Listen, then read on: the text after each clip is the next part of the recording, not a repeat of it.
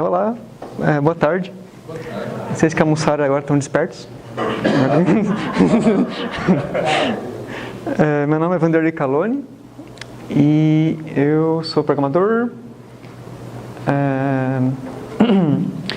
E teve um tempo na minha vida que eu comecei a investir, e aí eu virei investidor também, na bolsa e outras coisas. E isso me proporcionou estudar bastante sobre economia, sobre finanças, e eventualmente eu esbarrei na questão das moedas digitais, ou as criptomoedas, ou as cryptocurrencies, ou as cryptocoins, tem vários nomes, bitcoins. Quem aqui conhece sobre moedas digitais? Como? Acho que não, parou de funcionar. Parou? Não, esse aí o... Esse aqui parou? É. Alô? É. Tá ligado? Tá ligado? Tá. Tenta usar outro. Acho que eu falo tão baixo que nem o microfone consegue.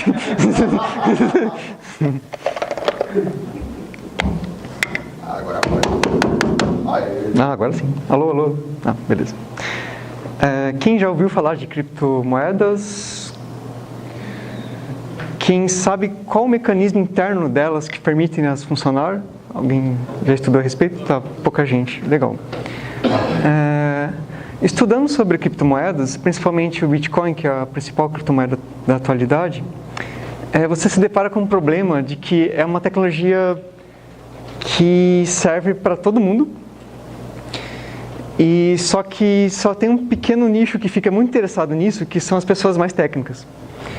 E elas ficam fascinadas com esse negócio de criptografia e descentralização, só que eles se esquecem que, na verdade, isso é apenas uma solução para um problema, e o importante realmente é a solução, e não toda a tecnologia envolvida, né? E para as pessoas comuns isso fica meio nebuloso, assim, tipo, parece uma coisa que deixa as pessoas afastadas, quando na verdade deveria aproximá-las, porque essa é uma solução de uso geral para todo mundo que quer utilizar moedas descentralizadas. Então eu resolvi fazer essa palestra, que é meio uma palestra experimental, porque eu ainda não consegui achar um formato adequado para explicar para as pessoas que não querem entrar muito nas tecnicidades de como funcionam moedas digitais, mas gostaria de entender o básico para conseguir enxergar que isso é uma solução de uso geral, que um dia no futuro, talvez, eu acredito que seja a solução de moedas para todo mundo, assim, que qualquer um possa usar. Então, eu gostaria que durante a palestra e depois dela vocês me dessem alguma dica de alguma coisa que vocês entenderam direito, que vocês gostariam de melhor explicado, mas não necessariamente entrando nos detalhes técnicos, mas na questão de como é que tudo funciona, né? E é por isso que essa palestra tem pouquíssimos slides, porque eu vou partir diretamente para a prática, para entender como é que funcionaria um sistema bem básico, que não faz absolutamente nada, apenas ele deixa a entender como é que é o mecanismo interno por trás das moedas digitais. Então, o que eu dividi aqui nos conceitos? Bom, o primeiro princípio de moedas digitais é que ele não é centralizado. Ou seja, eu não consigo... A moeda digital é uma coisa que pertence a todo mundo. Não tem um servidor central que vai definir de quem que é cada moeda. São as regras entre todo mundo que vai definir de quem que é aquela moeda, de onde que ela veio e para onde que ela vai. Então, o que acontece? Eu vou explicar primeiro os conceitos básicos, aí eu vou entrar na implementação para ficar mais fácil de entender o que eu quero dizer. Deixa eu pensar então. Vamos partir para a implementação primeiro, então. Esse negócio descentralizado. Como é descentralizado, qual que é a necessidade de moedas digitais? Que todo mundo se comunique com todo mundo. Todo mundo tem que estar conectado de alguma forma, seja pela internet ou ser por qualquer outra coisa uma rede. Todo mundo tem que estar conectado com todo mundo. E aí, para essa implementação, eu vou utilizar um projeto que eu sempre uso para fazer essas coisas, que é o TioDB. Deixa eu ver se eu...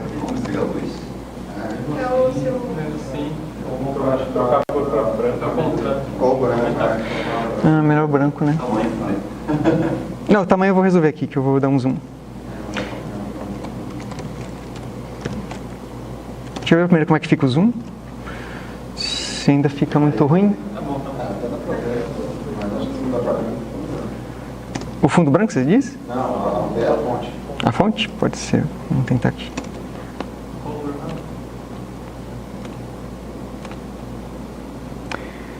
Fonte branca.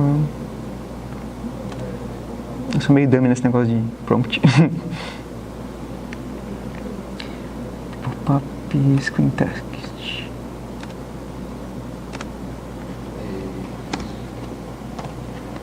Melhorou? Então, eu estou usando o Tillcoin. O que é o Tillcoin? Essa é a parte C++ que eu acho interessante. Que assim, C++ agora tem containers, né? Faz algum tempo, né, que tem esse negócio de containers. E o TillDB é uma solução de você usar containers STL na memória e são comunicáveis através de sockets. Então você pode se comunicar com qualquer aplicação na sua máquina ou em outras máquinas através de sockets e acessar diretamente esses containers. Eles são representações fidedignas de um container STL na memória que é acessível através de um pequeno protocolo, um protocolo muito simples, que torna o seu acesso muito mais rápido e o uso de memória muito eficiente. É tão eficiente que, por exemplo, ele é usado ele está sendo usado para controlar as cotações da bolsa de duas corretoras. Uma delas é uma das maiores do Brasil. E tipo, a cotação inteira de um dia de bolsa é uma coisa gigantesca, assim, tipo, ocupa uns 2 GB, assim. Que parece pouco, mas imagine você tentar gerenciar esses 2 GB em memória, né? Ele só ocupa 2 GB porque são containers STL em 2 GB. Se fosse qualquer outra coisa maior que um container STL, ocuparia 6, 10 GB. E aí ficaria meio inviável de você usar num servidor mais modesto, né? Mas o que eu vou usar aqui, por causa do TillDB, é por causa da comunicação dele mesmo. Porque ele é muito fácil de você se comunicar com ele. Então eu estou usando 2 projetos aqui, que é o TillDB e a minha solução de moeda digital, que é só um exemplo didático. E aí o que acontece? Eu tenho aqui o histórico das coisas que eu andei fazendo e eu vou caminhando no histórico para ir explicando cada conceito. Vamos começar aqui pela primeira versão que está funcionando, né?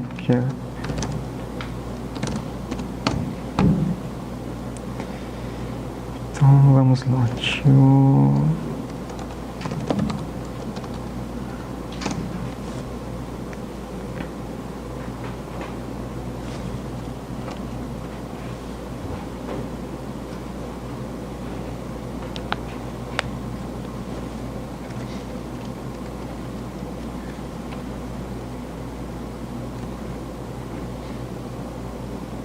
Primeiro eu só vou compilar e mostrar como funciona, para vocês entenderem o conceito que eu estou falando, de container na memória.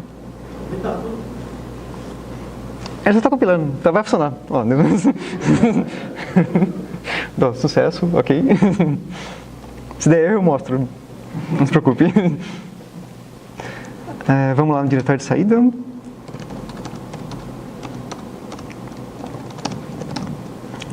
Bom, esse aqui é o till.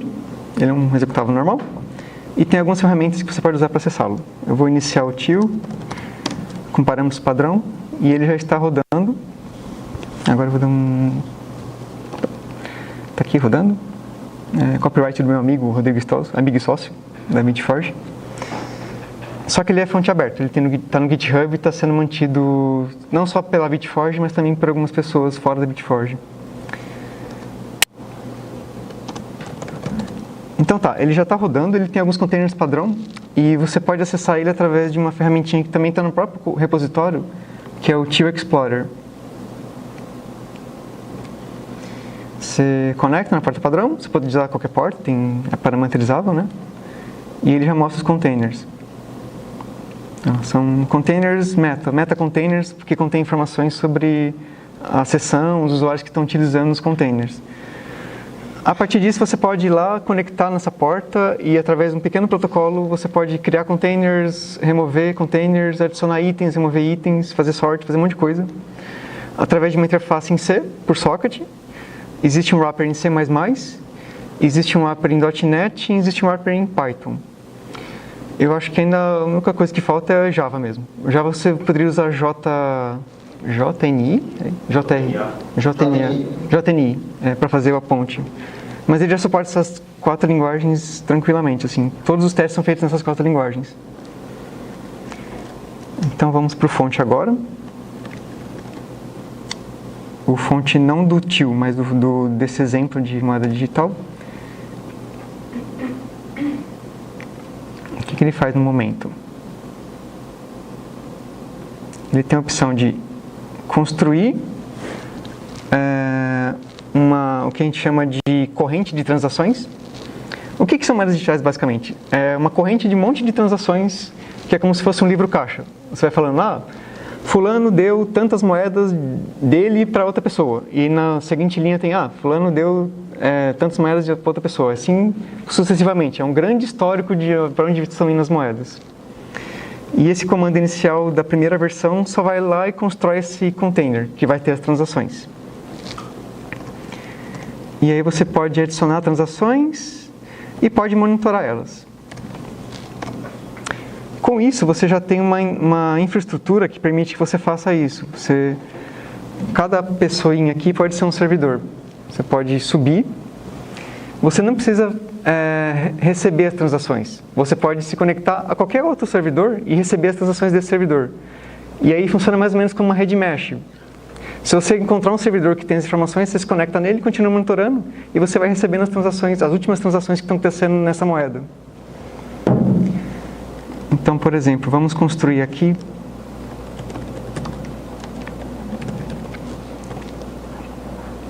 com "-build". Aí você já constrói o container. E agora, se a gente der um update, a gente vai ver que está aqui o nosso container. Ele, no caso, é um list. Você pode fazer um map a um list pelo tio. E ele tem a nossa primeira transação aqui. Isso é só simbólico, né? Mas o importante aqui é entender que isso está na memória e qualquer um pode acessar. Qualquer um que estiver na rede, qualquer um que estiver em outro processo. E você pode também monitorar as informações daqui. Então, por exemplo, a gente acabou de construir o chain, a corrente de transações. Vamos adicionar uma transação que vai ser um outro ID, por exemplo, né?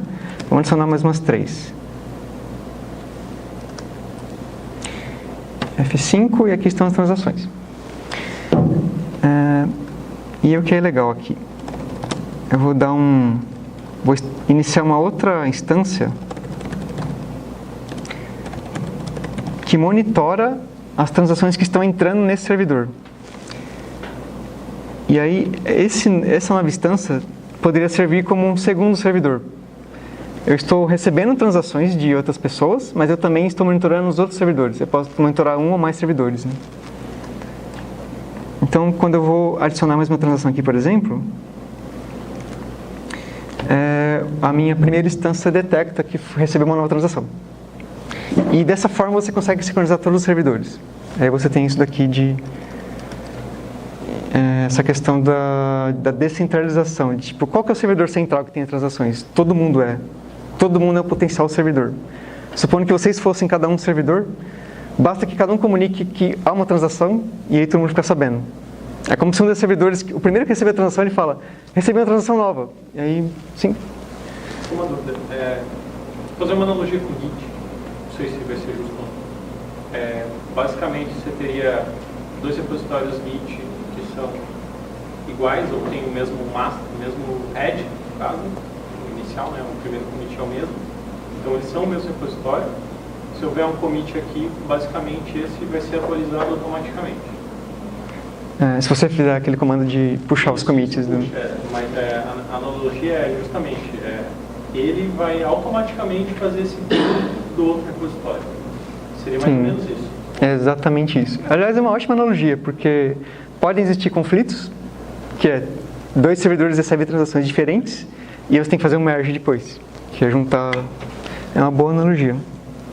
Vou guardar essa para a próxima apresentação. Bom, legal. Até aqui, beleza? A comunicação entre os servidores. Tá, a gente não fez nada ainda com respeito à transação de criptomoedas. Por quê? Porque tem a questão tem outras questões que envolvem o uso de criptomoedas. Uma delas é a escassez. Porque uma moeda só é útil se ela for escassa. Aliás, qualquer coisa na economia só tem valor se ela for escassa, né? Então, como é que você garante que essa moeda é escassa? No caso de criptomoedas, você garante através da criptografia. Ou seja, é uma resposta criptográfica. Mas eu não queria entrar nesse detalhe. Eu queria, na verdade, falar que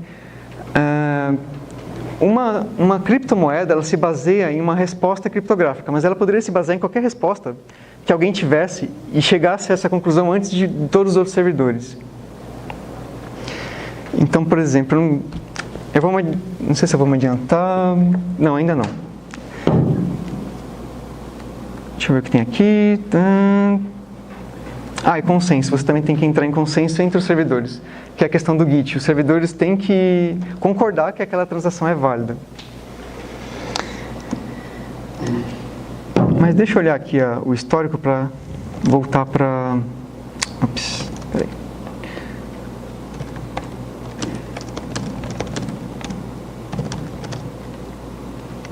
O que eu andei fazendo aqui?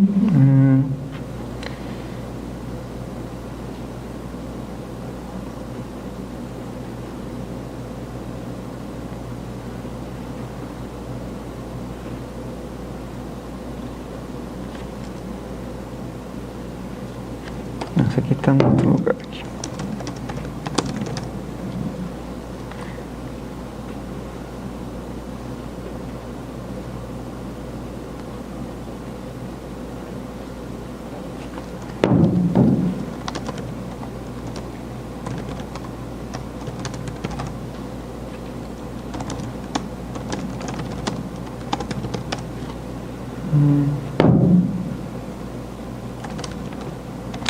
Tá.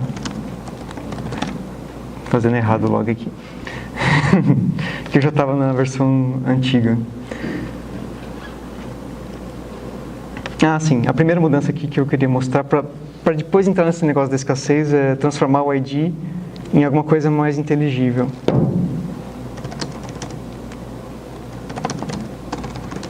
Eu vou voltar o fonte aqui e vou mostrar para vocês diretamente daqui para ficar mais...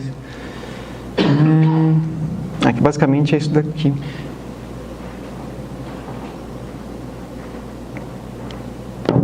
Desculpa, é mais um aqui.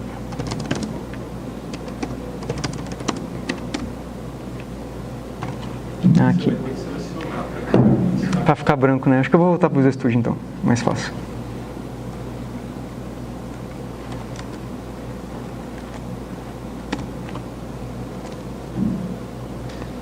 Ok. Aí eu comecei com um ID e agora eu estou colocando um JSON. Porque com JSON eu consigo colocar informações sobre as transações, de onde que vem, para onde que vai, tem um ID e tem essa questão aqui do estado. Que aí é que eu queria entrar na questão da... Dá para ver? A questão da escassez, que é... Como é que você garante a escassez numa criptomoeda? Bom... Existem várias criptomoedas, mas basicamente o funcionamento básico é o seguinte: você vai recebendo transações de João para Fernando, de Fábio para Ricardo, você vai recebendo todas as transações e tem um momento que é definido entre os servidores que é esse bloco de transações já atingiu um limite. A partir desse limite, você precisa fechar esse bloco. Como é que você fecha esse bloco? No momento o estado inicial é aberto. E aí entra a questão da mineração. Você precisa fechar o bloco para conseguir partir para o outro bloco. E no ato de fechar o bloco é que está o desafio, que é o desafio criptográfico, no caso de criptomoedas, mas nesse caso eu fiz um outro desafio, que é só uma pergunta sobre C++.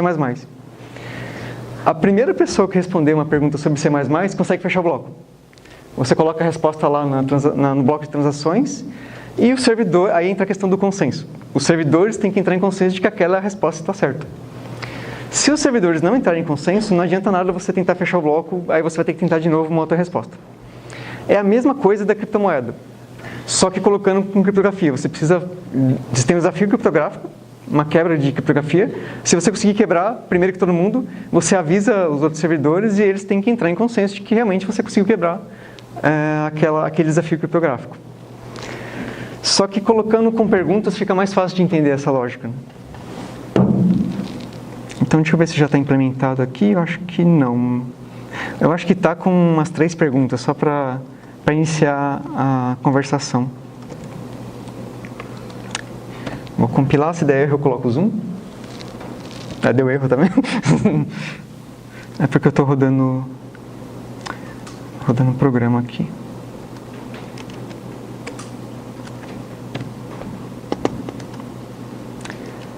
Ok.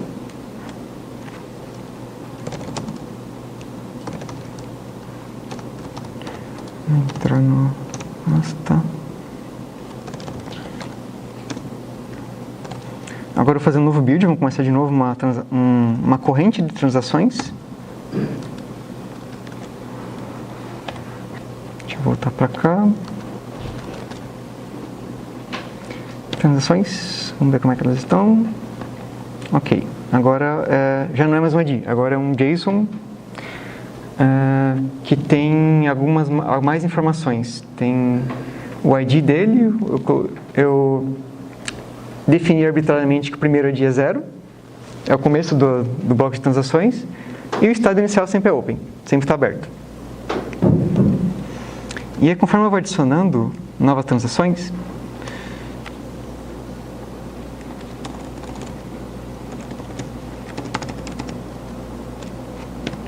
ele vai adicionando novos IDs neste bloco. Agora esse bloco aqui tem várias transações. Deixa eu exibir aqui maior para ver. Então continua o estado aberto e aqui estão as transações que vão se acumulando. E aí entra a mesma questão que eu tinha colocado na primeira versão. Você está modificando o primeiro item de um container, mas ao modificar, os outros servidores também recebem a resposta e todo mundo vai sincronizando ao mesmo tempo.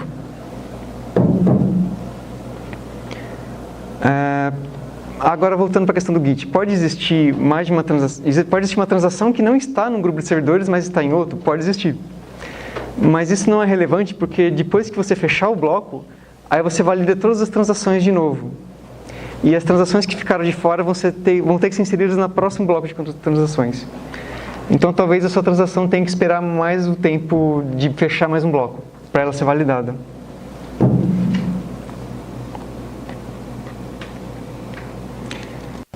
Então tá, deixa eu ver se já tem mineração aqui. Quando você fala de fechar bloco, aquele bloco certo, hoje, digamos, você está na moeda Bitcoin? Bitcoin. Isso é uma coisa que ocorre com muita frequência, minutos, horas, dias, cada ciclo desses. Então, mais uma regra definida arbitrariamente. No caso do Bitcoin são 10 minutos.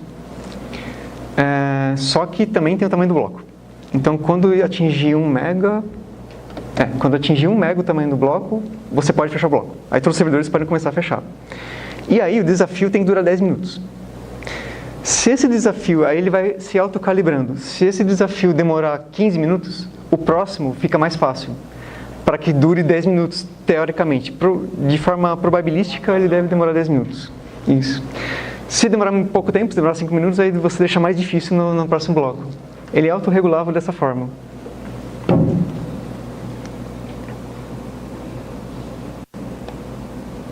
No caso do Bitcoin também tem a questão que assim, ele chama blockchain, a corrente de transações do Bitcoin, porque é como se fosse uma corrente mesmo.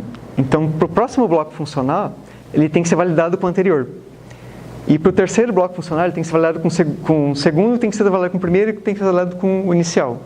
Então, todos os blocos hoje, o último bloco que foi minerado hoje do Bitcoin, ele tem que ser validado por todos os blocos desde o começo do Bitcoin.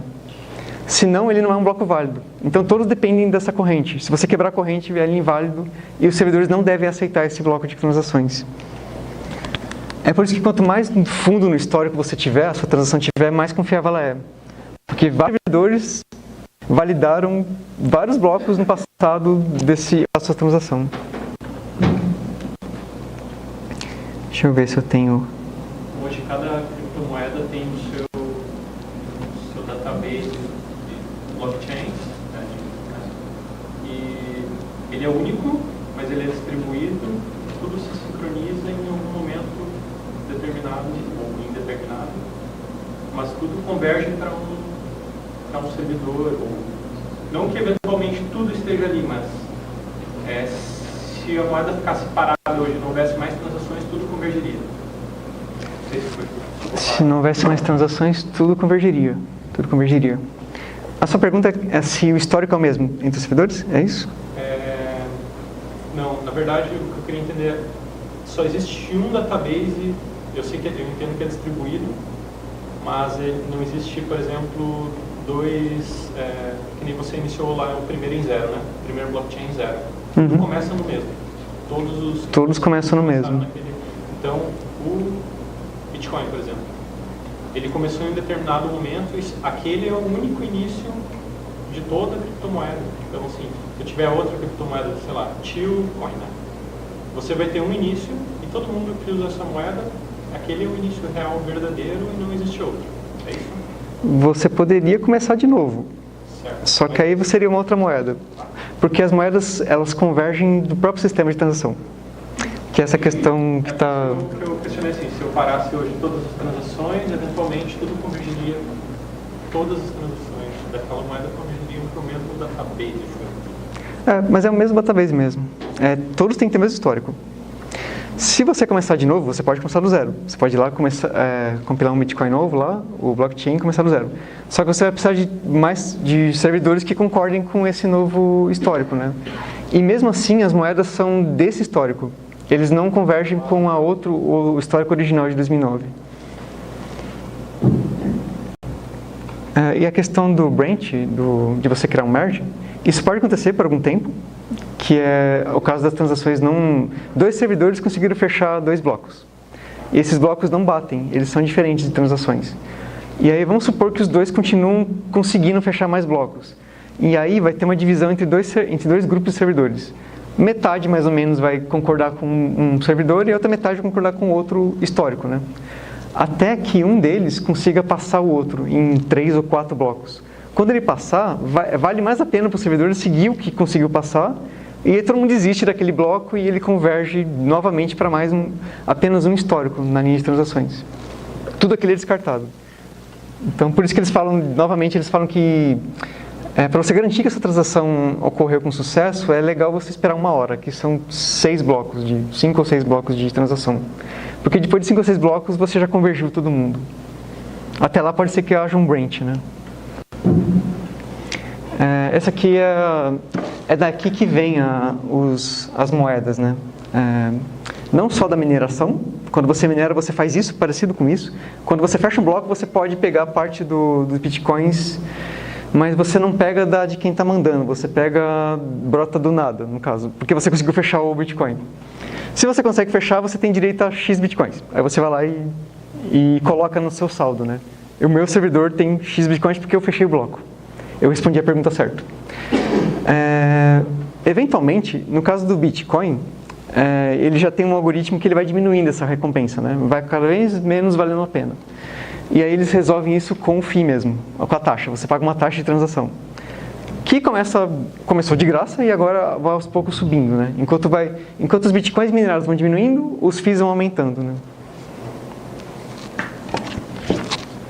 E os bitcoins eventualmente vão acabar de serem minerados. Tem um limite que não tem mais bitcoins e aí vai ser só FII.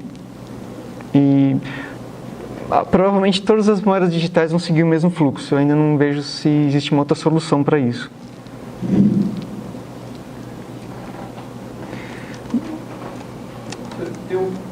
Mas se o número de moedas fica limitado, não é? Como? Não entendi. O número de moedas de bitcoins fica limitado, então você não consegue mais minerar. Sim, o número fica limitado. É para ter uma espécie de lastro. E aí, a moeda, a quantidade de moedas, economicamente isso não é ruim?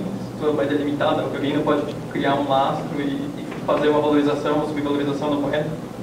Então, no caso do Bitcoin específico... Boa parte da economia foi lastreada em ouro, mas bem escasso e nunca teve problema. Então isso não seria um... Se você começar a criar moeda, aí você está criando uma regulação. Sim. Como se fosse o governo imprimindo nota. Então, tipo, tu não ia ter o controle de criação... Tu não ia ter esse controle, isso que eu queria dizer. Ia ser um limitado. É que assim, no caso do Bitcoin, eles já pensaram nisso. Um Bitcoin ele pode ser dividido em uma parte de 1 bilhão, se eu não me engano. Então a menor parte é um Satoshi, né? Que é 1 bilionésimo de um Bitcoin. E está tendo proposta de Lightning Network, que o tempo de você transacionar não demora mais 10 minutos, que a transação não precisa ir Na blockchain. Só o início dela e tal. É tudo por fora trabalhando isso aí. E outra coisa que a gente faz é que você pode ter transações sub-Satoshi, fazendo probabilidade. De qualquer forma, o fonte do Bitcoin ele não está parado, ele vai evoluindo, né? Que nem o Vinícius falou. Então, eventualmente, você pode gerar uma solução nova que os servidores adotem, né? O importante é que a maioria dos servidores adote uma nova modificação na moeda digital. Isso também é interessante, porque tem a galera, sei lá, promovendo teste. Sob o argumento de que você vai contribuir com um grupo fechado do Bitcoin. Sendo que não é fechado, porque é tipo anarquia. Se você pode criar uma carteira nova, um software novo, as pessoas vão adotar e, por consenso de maioria, coisas assim, as modificações entrando na rede, aquilo vai ser usado querendo o grupinho fechado gosta ou não. Isso não entendeu. Acho que o Bitcoin é só um software que é lançado lá no bitcoin.org, mas não é isso. Isso é uma fonte de muitas controvérsias a respeito ainda para onde vai o Bitcoin, se um dia ele vai se dividir, porque tem vários debates no fonte, no GitHub, para onde que vai a moeda, né? Fora o Dash e outros concorrentes que podem também pulverizar o Bitcoin, eventualmente, porque é uma solução melhor. Então, esse campo ainda é bem controverso, assim, tipo, a gente não sabe direito para onde que ele vai. Mas a gente sabe como que funcionam as moedas digitais, elas funcionam com base na criptografia. Deixa eu ver se tem um desafio aqui já, se não tiver eu volto pro último commit. Não, o desafio é mais legalzinho, porque aí fica mais fácil de entender. Tá aqui, é o mine, mas tem um to-do aqui. Então ainda não está pronto.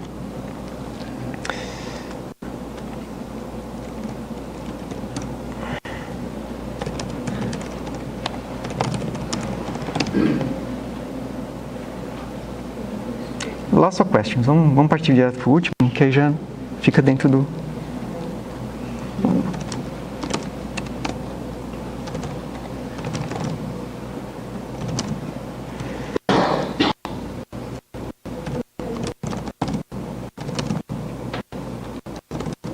Estranho, agora tá certo.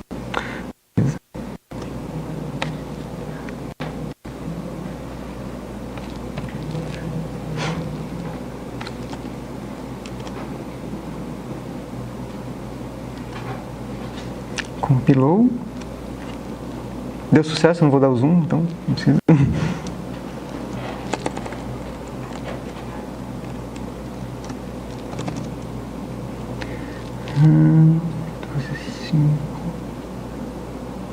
Ok. Agora a gente vai fazer um building de novo, que é uma versão nova.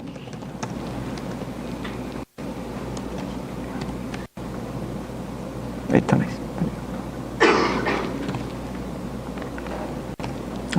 Aqui sem nada ainda. Começou de novo.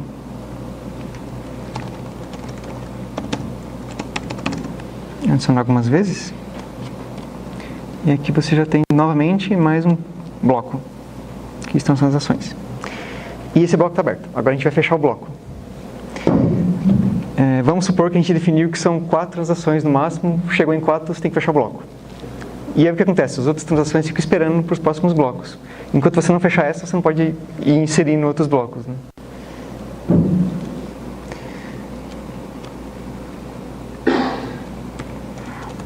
Comando mine. Aí tem a primeira pergunta. Tab ou espaço? Que tem uma resposta certa só, né? No caso. E aí, quem é que quer chutar aí uma resposta válida? Espaço, vamos ver se está certo. Acho que você conseguiu fechar um bloco. Vamos ver aqui. Eu só ferrar se não der. Olha só, você fechou um bloco. Agora o estado do primeiro bloco está fechado. Aqui está o desafio resposta. Realmente espaço é a resposta certa. Dá uma moedinha para ele. Vamos lançar uma moedinha virtual. E agora você tem o segundo bloco que está aberto, não tem nenhuma transação ainda. E aí como é que funciona a lógica aqui? Da onde que vem essa pergunta? Como é que ela funciona? Quando você vai fazer uma mineração, deixa eu ver, achar o mine. Qual que é a lógica dessa moeda? Cada moeda pode ter a sua lógica. Nesse caso, são perguntas sobre C++, e essa pergunta, ela é sorteada, na verdade ela não é sorteada, ela é definida através da... Deixa eu ver a parte do código aqui para te mostrar para vocês. Verify answer, get challenge. Aqui. Você passa o ID da transação e pega o desafio, né? Só que peraí, o importante é de onde que vem esse ID.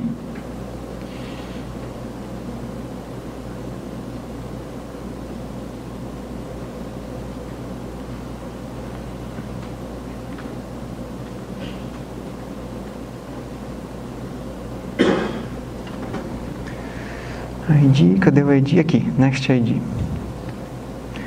Como é que eu sei qual que é o próximo ID do próximo bloco de transação? É isso que eu queria mostrar para vocês. Ele vai lá e soma todos os caracteres do bloco anterior. Isso é uma decisão arbitrária dessa moeda e é assim que funciona. Ou seja, eu só vou saber qual que é o ID da próxima pergunta depois que eu fechar o bloco, depois que ele tiver com as transações todas cheias, né, nesse bloco. Aí eu vou poder somar todo mundo e ver qual que é a próxima pergunta. Isso é importante não só nesse caso, mas também nas criptomoedas, porque você só vai saber qual que é o desafio do criptográfico depois que as transações já fecharam. Você já tem todas as transações daquele bloco. Por isso que você não pode subir um servidor e ficar se matando para tentar resolver o desafio, porque você não sabe qual é o desafio ainda. Você só vai saber quando chegar a última transação. Aí quando chega a última transação, você faz um cálculo e aí você descobre o desafio. Aí todos os servidores, eles têm o mesmo tempo para descobrir o desafio, né? Para descobrir a resposta. É a mesma lógica, só que com outro desafio, outro diferente desafio. Mas para você resolver, você tem que ser um servidor também? Para você resolver, você tem que ser um servidor, porque você vai ter o último bloco lá. Se você não tiver o último bloco, você não sabe qual é o desafio. Quando você sincronizou lá e pegou o último bloco, você vai ter uma callback, alguma coisa lá que vai responder automaticamente ali, digamos, depois, claro. Sim. Entendi o que você quis dizer. Você poderia... eu já fechou a transação. Eu sei qual é o desafio, eu mando para um monte de servidores para eles resolverem. Você pode fazer isso. Você pode distribuir. No caso de criptomoedas é brute force, né, que você usa para quebrar o desafio, né?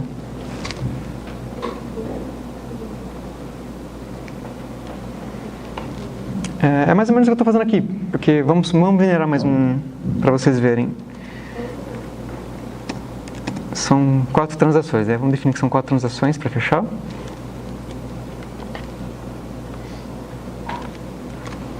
Aqui, 4 transações, está aberto ainda, eu posso minerar.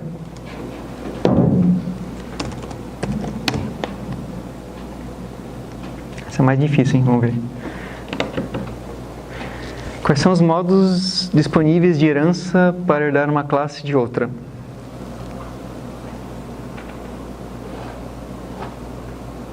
Como é que você deixa disponível os membros de uma outra classe para outra por herança, né? Qual que é a resposta nesse caso? São 3 modos de proteção, né?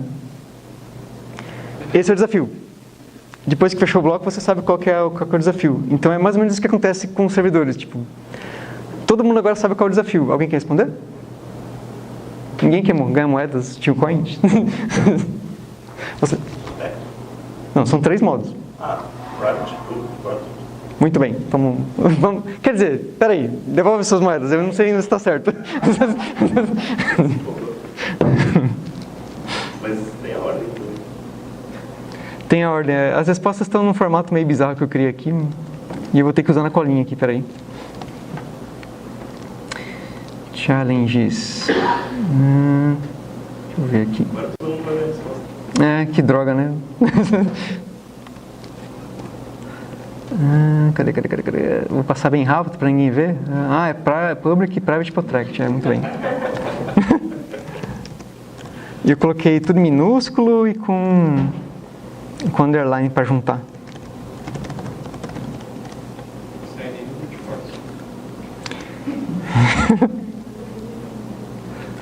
Olha, fechou novamente. fazer mais uma tem mais graça, né? Esse não teve muita graça.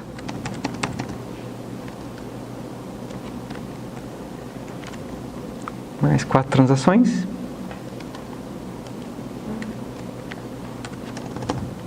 O que acontece com a transação nova que você faz depois de encher o bloco? Por exemplo?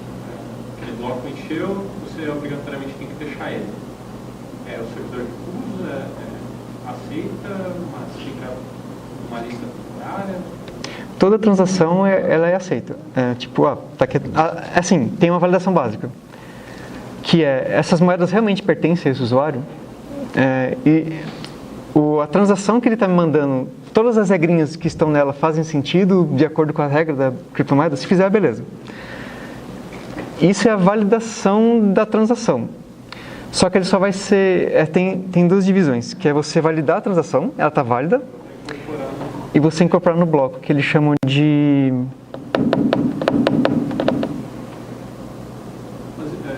Independente, assim, É um outro nome, é tipo autenticação. Não está autenticado. A transação não está autenticada, ela está validada, ela é válida, mas ela não está autenticada, então ela fica em wait. Todo servidor pode receber essa transação, mas ela ainda não está no blockchain. E mesmo que ela tiver, você não garante que ela é válida, porque um servidor aceitou no blockchain, mas um servidor não é nada. Você precisa ter uns 6 ou 7 servidores, que aí você já tem uma garantia maior.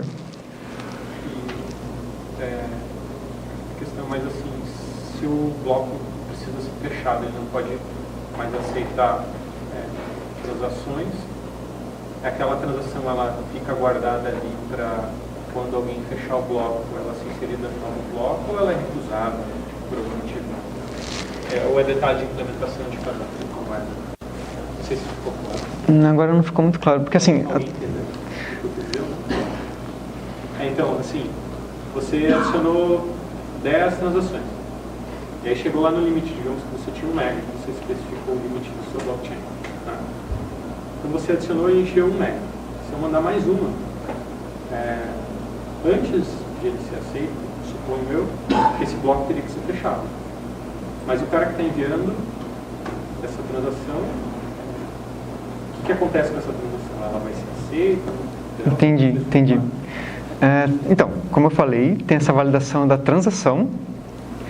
Essa validação passando, tá ok, sua transação é válida. Ela é válida. Depois que você validou a transação. E ela vai continuar sendo válida para sempre, porque ela já está validada. Aquele bloco está validado. O problema que você tem que, em seguida, como cliente de moeda digital, é você verificar se ela está no blockchain. Se além de ser validada, ela já foi processada. Se ela já está no histórico, ela foi colocada no bookkeeping. O cara já virou a página e já está na sua livro contábil. Você sabe que ela é válida. Eventualmente ela vai entrar no livro contábil, mas você não sabe quando. Isso, a dúvida é justamente o servidor que recebeu e que validou ela, ele validou, mas ele não conseguiu inserir no bloco, porque o bloco deveria ter sido fechado. Aquele é o momento de fechar o bloco. Sim, você não consegue colocar mais transações. Então, mas ela fica ali e ela seria inserida no próximo bloco. Isso, sim. E pode acontecer nem no próximo bloco, pode ser que vá acumulando. Aliás, esse é um dos problemas atuais do Bitcoin. Quando tem picos agora, por causa da crise da China, fica um dia inteiro, validando. Sua transação está válida, mas ela não está autenticada ainda porque ela não está no blockchain e demora até o dia seguinte para entrar no blockchain. Porque são muitas transações ao mesmo tempo. Então, basicamente, o challenge para você resolver, digamos que é um desafio criptográfico, não é uma pergunta de C++. É um pouquinho mais fácil, então. Basicamente, quem responde antes fecha o bloco, certo? E ganha o Bitcoin lá, ou a porcentagem do Bitcoin, é isso? Isso. No caso do Bitcoin, claro. Se eu tiver um cluster gigantesco de máquinas, teoricamente eu consigo resolver antes, eu sempre vou conseguir fechar aquele bloco e ter direito à minha criptomoeda, o valor. Exatamente. Então quem tem hoje o maior cluster, ou o algoritmo mais performático, enfim, sempre vai ganhar. Sempre vai ganhar. É isso mesmo. No caso do Bitcoin Existem algumas soluções de outras moedas digitais que tentam tornar mais democrático isso, né?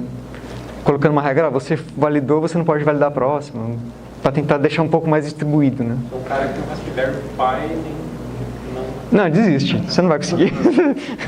A não ser que for o primeiro bloco dessa moeda, aí você talvez consiga. Você pode estar conseguindo no papel, né? Deixa eu ver qual que é essa pergunta aqui. Se o cara tem uma botnet, ele está feliz da vida. Se ele tem vários servidores zumbis também.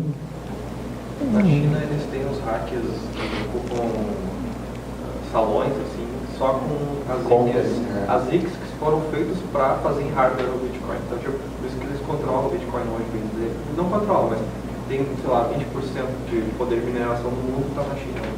Sim, sim. Eu não sei se você sabe o número exato. Eu sei que é um número gigante. E tem um paper que diz que quem tem mais de 33% controla, né?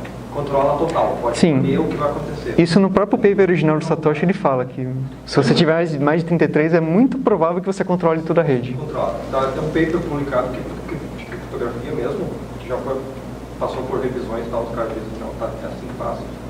33% ganha uma moeda. É tipo, faz frauda, é tipo jogo de poker, né? Jogo de poker. Tem uma outra dúvida. Só que assim, quando você fala China, não quer dizer que todos os servidores são de uma pessoa só, de uma organização só. Mas algumas pessoas... Eu fui numa conferência na China agora, em setembro, que é de Bitcoin e Ethereum e coisas assim, tá? Teve em Xangai. Na época eu estava trabalhando com isso também, e daí eu conheci os caras lá chineses, são uns 4, 5 caras que controlam tudo, cara. E são as pessoas bem normais, eu no meio de ti assim, mas tudo bilionário. Porque hoje então nem se fala, quem comprou $1.000 ano passado em Bitcoin, agora tem 10 mil, eu não sei, subiu muito nesse último ano, então. Sim, hoje teve, esses meses teve. Caminhando contigo ali e tal. Mas é bilionário. Sim. E é pouca gente, então esses são os caras que conversam, essas histórias de gente boa, assim. Por exemplo, também tem aqui em Floripa um cara que tem uma incubadora de Bitcoin, que estava lá. Fugiu o nome do cara agora, mas ele mora na lagoa ali, me convidou para ir de churrasco. Eu ia contar também que existe um limite, assim, Bitcoin e moedas digitais é muito teórico e é matematicamente, é uma moeda matemática, né? Só que existe um limite no ambiente físico que é o uso de energia. Você tem um limite que você consegue minerar bitcoins, mas você gasta tanta energia que acaba não compensando. Então você tem esse trade-off. No caso da botnet, as pessoas não têm energia de tudo. Aí beleza. Então, no caso da China tem uma grande vantagem porque existe uma bolha de crédito lá. Então você consegue realmente comprar um monte de servidores e usar. E tem um ótimo exemplo também na Venezuela, que a energia é de graça. É de graça não, ela é estatizada, mas você consegue usar sem pagar. E tem muitas pessoas que montam um monte de servidores na Venezuela para conseguir minerar bitcoins, porque afinal de contas é de graça. Então, eventualmente, você consegue fechar blocos lá e você ganha dinheiro, né? É uma outra forma também. Assim, você reclama depois. Então tem controle dentro lá, né? Tem tudo. Mas a energia é de graça. Só um exemplo de não conseguir, vamos supor que eu não sei qual operador pode usar para determinar o tamanho de um tipo ou classe de variável objeto, sei lá. Vamos supor que seja o size e type. Nossa, como eu sou dummy, aí ele não vai fechar, né? Ele não valida. Mas o interessante não é que ele não valida, porque você é o próprio servidor tentando vencer o próprio desafio, né? Você pode falar, validou e foda-se, né? Tipo, desculpa o palavrão. Mas os outros servidores não vão entrar em consenso, né? O que entra na última questão das moedas digitais, que se você não entrar no consenso, não adianta nada. Essa é a questão de por que é uma moeda descentralizada? Porque se todo o resto não concordar com você, ela não vale nada. Tipo, se você tiver algum servidor, sim. Mas se você controlar N mais uns servidores, você domina e diz o que é verdade e o que não é. Sim, sim. Só que aí entra a questão da viabilidade. Você pode conseguir, vamos supor que você consiga. O Satoshi até coloca no paper dele, você conseguiu dominar metade mais um. A moeda não vai valer mais nada, porque ninguém vai querer mais usar ela. Então, você tentar lutar para conseguir todas as moedas vai ser uma luta contra você mesmo, porque quando você conseguir, não vale mais nada o Bitcoin. Então, é meio que inútil, né?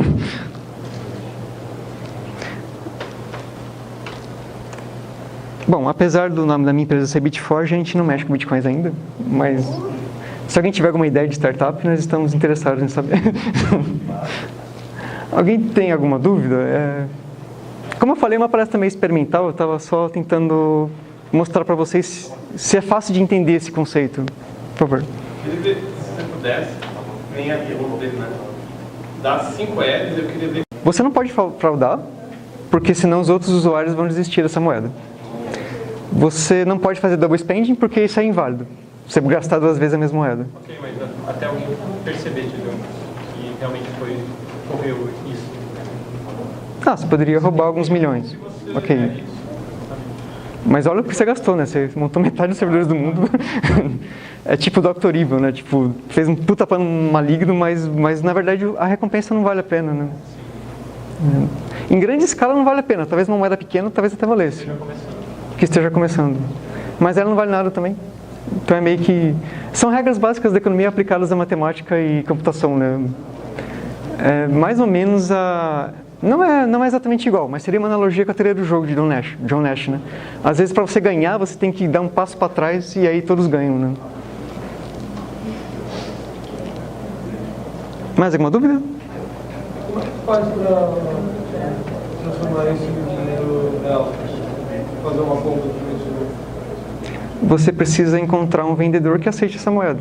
Ou você pode trocar por uma outra moeda que ele aceite. Ou por outra, ouro, qualquer coisa que seja válido no mundo real. No Brasil tem 2 casas de câmbio aqui, a Foxbit e o Mercado Bitcoin, acho que são as maiores. E você pode ir lá, se cadastra e você troca, tipo, recebe no mesmo dia, se está com Bitcoin, você pode por mais dias reais ou o contrário. E também tem a rede P2P, né, que é tipo, algumas pessoas que vão lá e onde você está, via Facebook, sei lá, e troca. Como é que essa moeda é cotada? Pelo mercado. Quanto mais pessoas querem ela, mais ela vale. No caso que ele deu o exemplo da Foxbit, é uma corretora. Você faz a troca mesmo, entre real ou dólar ou qualquer outra moeda com bitcoins. E o peer-to-peer você pode encontrar a pessoa fisicamente e trocar por dinheiro ou qualquer outra coisa. E o que ele faz depois? Ele pode trocar adiante, é que nem dinheiro mesmo. Ele continua valendo. Eu não entendi direito como que as perguntas são criptografadas para chegar para alguém responder. Então, eu só dei um exemplo de outro tipo de desafio, só que a criptografia é um desafio que existe nas moedas usadas mesmo, como Bitcoin. Esse é um desafio que eu criei como um exemplo didático, mas não tem criptografia nenhuma envolvida. O que ele faz é o seguinte, tem um array de perguntas e ele precisa saber qual que é o índice que ele vai usar, né? Aí ele pega o bloco que ele vai fechar e soma todos os caracteres. E ele consegue saber qual que é o offset que ele precisa usar e através disso ele sabe qual que é a pergunta que ele vai fazer. Só que a resposta já está pronta, né? Então... Sim, mas é que eu estou fazendo uma analogia com... Vamos imaginar que você seja uma servidora de bitcoins ou de moedas digitais, de altcoins. Assim que você souber a pergunta, aí você tem que responder. Isso depende da sua informação e não da informação que está no programa. Na verdade, quando na vida real mesmo, não o algoritmo dele, mas alguém pode me corrigir, talvez eu fale besteira, por favor. Existe uma propriedade matemática que algumas operações você consegue fazer num sentido, por exemplo, uma multiplicação. Você multiplica, sei lá, 300 por 99. Você tem um resultado. A operação inversa ela é muito mais complicada. Como é que, com o resultado, você sabe que eu usei o 399 para chegar àquele valor? Isso é um desafio matemático. Então, eu poderia ter usado vários outros números. Mas quando a gente fala de números primos, que é o caso da criptografia, essa operação ela é muito custosa computacionalmente. Então, assim, o maior número primo já encontrado tem, hoje eu não sei quanto é que está, mas é N dígitos. Então, assim, ele poderia falar assim, eu quero um número primo que tenha mais de tantos dígitos. Não é o caso do Bitcoin, mas poderia ser. Entendeu? Então, essa operação reversa da multiplicação, encontrar o expoente, o fator que foi utilizado para a multiplicação, computacionalmente é muito demorado. Pode levar anos, milhares de anos. Quando você vê assim uma notícia, quebraram a criptografia ou conseguiram gerar uma colisão de hash, não sei o quê. Não vou entrar em detalhes, mas é justamente essa propriedade da matemática que faz as coisas se tornarem custosas computacionalmente. Então isso é uma das propriedades que é usada para fazer essa validação, para fechar bloco, acredito eu, para fechar o blockchain. Então, o Bitcoin é um chá, né? Ele faz chá mesmo, que é um hash, é uma operação Esse que ele está falando é o que a RCA usa, que é a criptografia.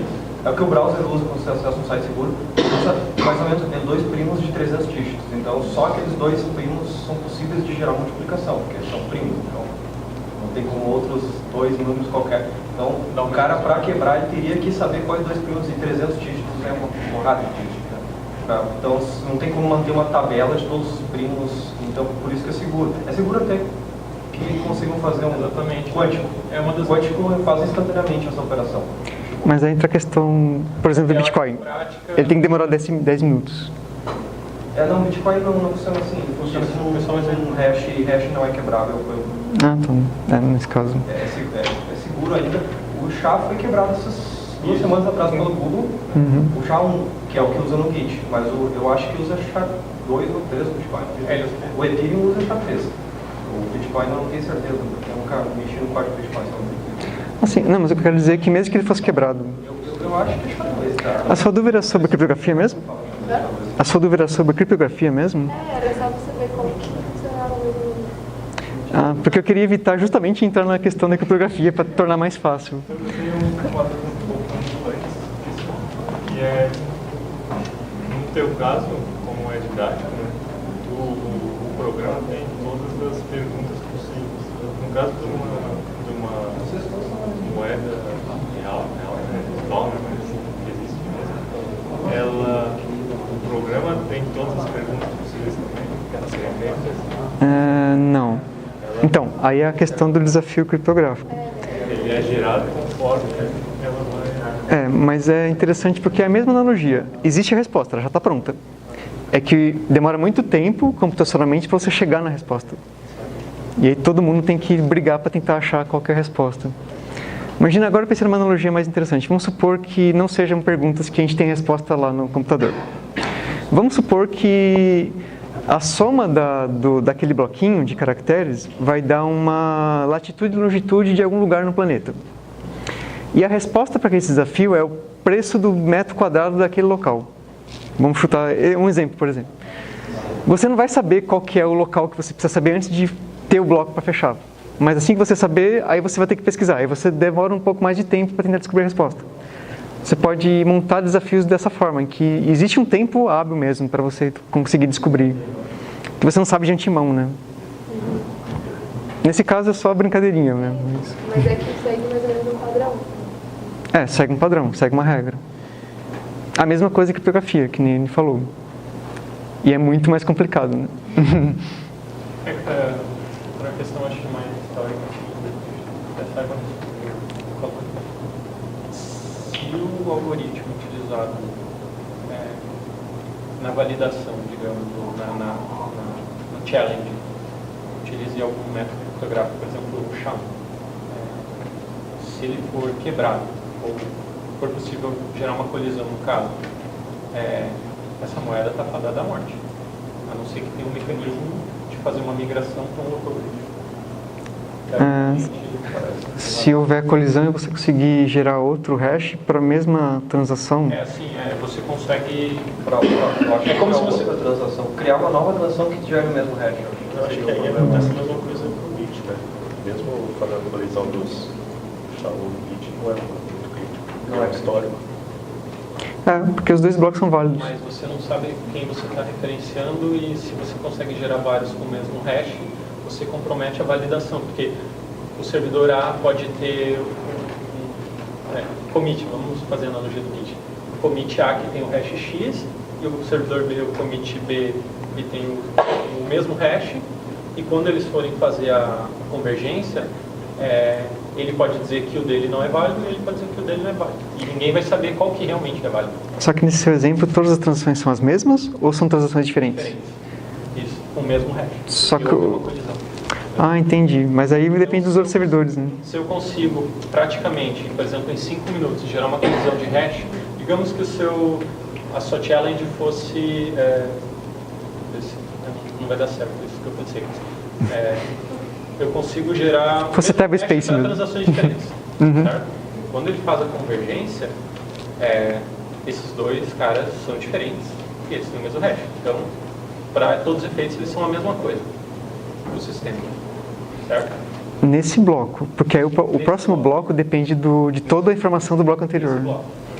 Sim. A questão é, eu consigo gerar uma transação que de repente seja válida para todos os critérios da criptomoeda e que tem um hash igual a um outro hash não sei se eu vou conseguir explicar assim. Não, entendi, faz sentido, mas por que você faria isso? Qual que seria o seu ataque? Na prática mesmo teria que pensar no que é possível fazer, mas até porque eu não conheço, não é a primeira vez que eu estou indo mais a fundo. Ah, não, legal. É só para dar um exemplo do que geralmente as pessoas querem fazer. Qual que é o grande ataque do... Você gastar 2 vezes a mesma moeda. Você tem um Bitcoin, você gasta um ali e ali. Tipo, você conseguiu gastar 2 Bitcoins tendo só um, né? Esse seria a maior falha que você poderia fazer. De burlar, digamos, seria você sempre conseguir resolver a challenge com o menor custo possível. E aí você maximiza o ganho. Esse seria o maior segredo de quebrar realmente Quebrar não, É que aí você conseguiria em pouco tempo, sei lá, em 30 segundos eu consegui fechar esse bloco. Digamos que eu consegui fechar todos os blocos por 10 anos. Eu faço sozinho. Ah, tá. Aí você invalidou o sistema. Aí sim, aí eu estaria lucrando muito sem fazer nada. Sim, é que eu não tenho certeza se seria possível no caso do Bitcoin, por exemplo. Porque como acontece, ele vai dificultando o desafio, né? Ele, não sei se você sabe como que é, mas você precisa gerar um hash que dê uma sequência de zeros no final, né? Vamos supor que comece com 2 zeros. Se você, em 10 horas, resolver todos os blocos, ele vai para 100 zeros, tipo, demora tipo o tempo do universo para conseguir descobrir qual que é o hash. Amortiza o que falta, o que sobra para no final ter como se fosse uma timeline. Se essa challenge demorou isso e ela deveria ter demorado isso, a outra vai ter que demorar o dobro, ou, né? Isso. O equivalente. Você faz isso aumentando o desafio, né? Mas aí eu não tenho conhecimentos matemáticos para saber se isso é possível. E mesmo assim seria um teste meio acadêmico, não seria um ataque financeiro, né, no caso. Sim. Uma pergunta mais econômica. Eu vi uns artigos falando sobre Bitcoin, que hoje ela tem mais um caráter especulativo, e realmente de troca ou reserva. Eu queria ver a tua opinião, assim, trabalha mais. Né? Não, concordo, ainda é bem especulativo. É que assim, o valor das coisas depende da aceitação das pessoas. Então não adianta, e ainda mais por ser descentralizado, aí depende mesmo, tipo, ele tem que ser legítimo mesmo. No caso de moedas, por exemplo, real, não depende muito da aceitação, porque você tem que aceitar, não tem jeito. Curso forçado, você tem que aceitar real. Agora Bitcoin você não precisa. Então realmente você precisa que todas as pessoas, ou a maioria das pessoas aceite a moeda, né? Seria como se fosse um novo ouro, né? Uma nova pedra preciosa que as pessoas ainda estão meio receosas de que isso funcione, de que é arriscado o suficiente, de que é fácil, manuseável facilmente. Seria mais ou menos isso. Um detalhe interessante é que especular Bitcoin não tem problema, não é legal como especular no mercado de ações. Então, eu vou lá, posso comprar porque eu sei que vai evoluir. Só que o que acontece aconteceu algumas vezes. Uma vez o principal quebrou o Bitcoin. Então, você tinha 10 mil, você ficou com $1, vamos dizer assim. Quebrou. Já se recuperou agora, mas teve uma empresa, tem um problema assim, é chato controlar, porque eu tenho que ter minhas chaves privadas no meu celular, por exemplo, meus bitcoins, roubarem e não vou saber porque tem que ter minha chave da senha, né? Mas você pensa assim, eu não gosto de controlar o meu negócio, aí você usa um serviço que faz pra ti, tipo Coinbase. Você obrigatoriamente tem que fornecer. E aí eles estão lá com 2 chaves privadas e tudo. Tá? Aconteceu, tinha uma na Ásia, Mt. Gox, que os caras fugiram com o dinheiro das pessoas e eles eram o maior. A principal empresa que os outros usavam para controlar Bitcoin. Então, tipo, eles perderam porque eles foram invadidos, uma coisa assim, hackers, roubaram um monte de uma chave privada, você tem o dinheiro, entendeu? Esse é uma chave criptográfica. E o resto os caras pegaram e fugiram. Mas daí quebrou o Bitcoin logo depois por causa que todo mundo falou, Mas como assim? Você pega a conta lá, consegue roubar a chave, aí você vai sair de uma outra conta. Mas aí porque é anônimo, qual que é o conta? É anônimo. Mas você pode rastrear as chaves, na verdade, mas eu posso criar, eu não preciso ter uma chave que nem eu tenho uma conta no banco, entendeu?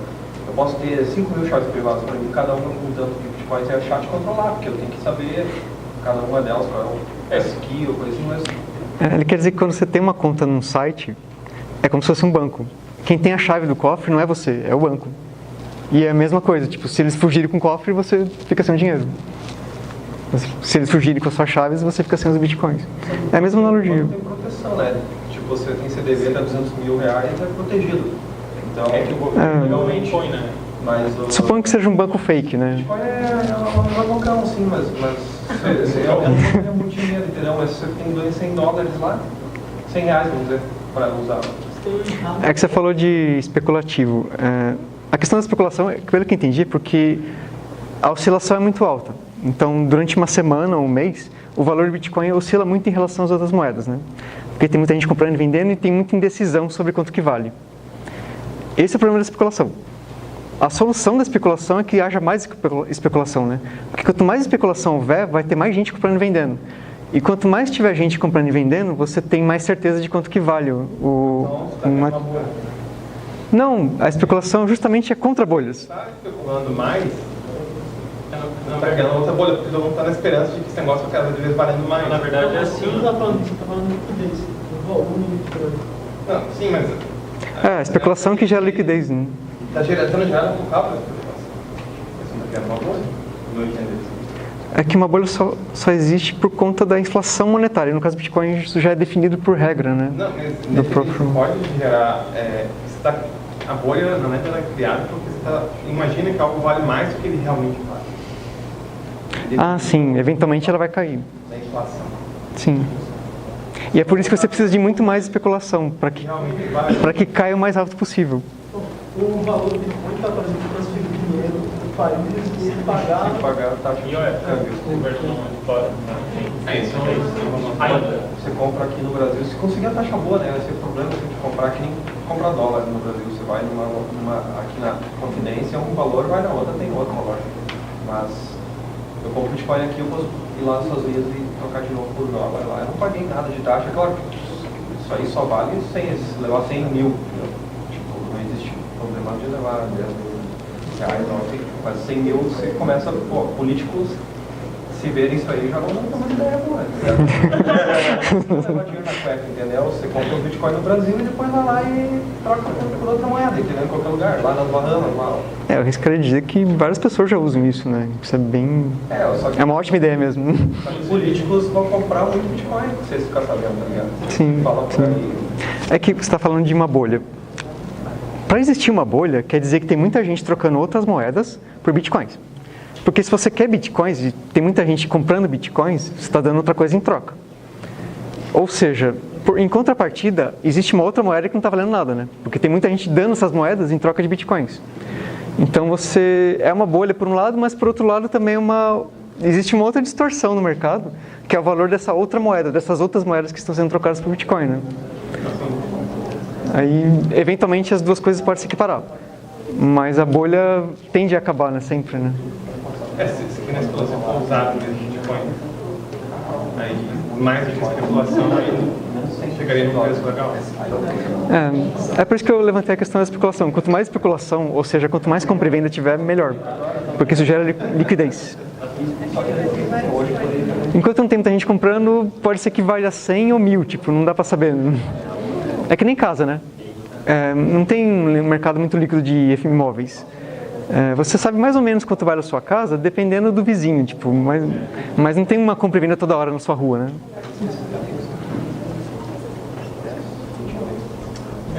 Quando você transfere, digamos, um Bitcoin para outra pessoa, existe um identificador, um ID ou alguma coisa da carteira dessa outra pessoa. Não sei qual que é o conceito, o termo que é usado. Eu quero te dar dinheiro. Eu quero te dar um Bitcoin. $1000, sei lá quanto é que está hoje. Eu preciso saber alguma coisa sua para eu identificar que é para você que eu estou enviando, certo? Sim. Essa informação, ela tem um diretório global que eu consulto, você tem que me mandar? Eu tenho que te mandar. Tem que me mandar. Isso é quem gera esse identificador seria o servidor. Não, qualquer um pode gerar. Qualquer um pode gerar? Sim. Aliás, você mesmo pode gerar. Você pode inventar um número, que na verdade é uma sequência de hexadecimal. Mas não pode ser duplicado. Tem que ser único. No caso do destino, pode, né? Porque Você pode... Não entendi como sendo duplicado. Então, assim, eu quero transferir dinheiro para alguém, Bitcoin para alguém, ou Bitcoin. Ok. Como que eu identifico essa pessoa para que ela realmente tenha esses... Eu passo no Android. É mas quem gera esse número? Quando você instala no aplicativo do Bitcoin no Android, ele vai gerar uma chave privada, aquela chave privada tem que fornecer. Você fornece a chave pública, no caso. Você assina dizendo assim, ó, transferir... A chave privada você não passa. Por favor, eu transfiro na chave pública mesmo, tá? A chave privada não é uma boa. Mas a chave... Então, esse é o jeito de você passar... Você quer transferir para você, você passa a chave pública para ele. Isso. Mas você pode usar qualquer sequência, porque ela existe, tipo... É que pode ser que ninguém saiba qual que é essa carteira, mas do ponto de vista do servidor, tanto faz. Você fala, esse endereço aqui eu quero transferir tanto Bitcoin. Aí você descobre que esse endereço é inválido, né? Tipo, nossa, eu transferi para ninguém, né? Mas um dia alguém vai ter essa carteira, se a pessoa descobrir qual que é a chave privada dessa pública, né? É bem improvável, né? É tipo esconder dinheiro, você fez um buraco em Marte e escondeu o dinheiro lá. Tipo, ninguém sabe onde está, né? Tipo, até alguém chegar lá em Marte e descobrir. Só mais uma pergunta. Eu entendi o conceito de pergunta e resposta, mas quem é que faz a pergunta? É um grupo? É uma única pessoa? É o servidor mesmo? A pergunta... O único servidor? Ou todos os servidores fazem a pergunta? Não, a pergunta está implícita no bloco. A informação que ele precisa para a pergunta está dentro desse bloco. Cada bloco tem um ID, que você pode dizer que é o hash do bloco. Você não sabe qual é o próximo bloco, certo? Então, a priori, você não sabe qual é a pergunta do próximo. Alguém encontra o bloco, aí faz uma função hash que pega esse bloco e aí você tem o ID dele e aí... Esse tipo de complicação que eu queria evitar na palestra, sabe? Porque tem um hash, tem um bloco. Imagine que são 3 transações, tem 3 números lá, 10, 20 e 5. Você soma eles e esse é o desafio. Tá, e como se eu falasse o hash do... Tá. É porque a própria geração de blocos já gera a pergunta... Isso, fecha, isso. Tá? Mas é que nem ele falou, você só vai descobrir quando você tiver o bloco.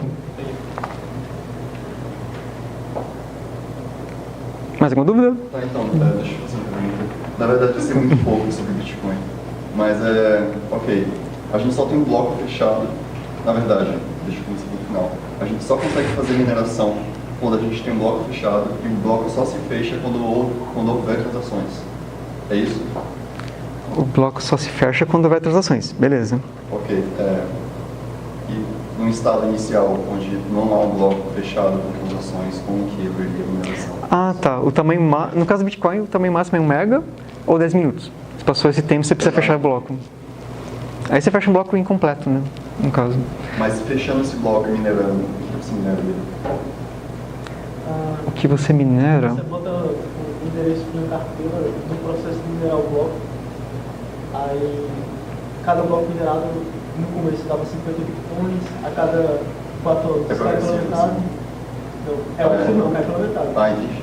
E aí você tem um endereço com os bitcoins do bloco minerado, que você só vai poder gastar um tempo depois. Né? Você tem a página inteira do...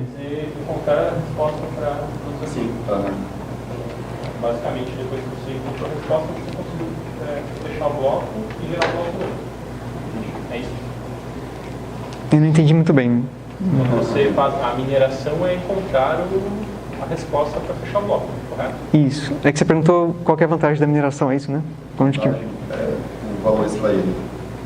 Ah, tá. Isso é o que o Vinícius está falando. Isso é definido pela lógica mesmo. Começou em 50, eu acho? Agora está 25, né? A cada tempo ele vai diminuindo pela metade. Né? E daqui a uns 100 anos vai ser quase nada, assim, não vai valer a pena mais minerar. Aí você vai começar a cobrar sua taxa. Já acabar, né? Daqui a uns 100 anos já não tem mais. Né? Ele nunca acaba, né? Mas ele vai diminuir num nível tão ínfimo que... É possível minerar até os anos. É que ele vai diminuindo pela metade, né? Eu acho que em 2100 e pouco, mais ou menos, não tem mais que minerar. Não tem. Não gera nem zero, Tipo assim, zero. a moeda vai entrar em colapso, mentira.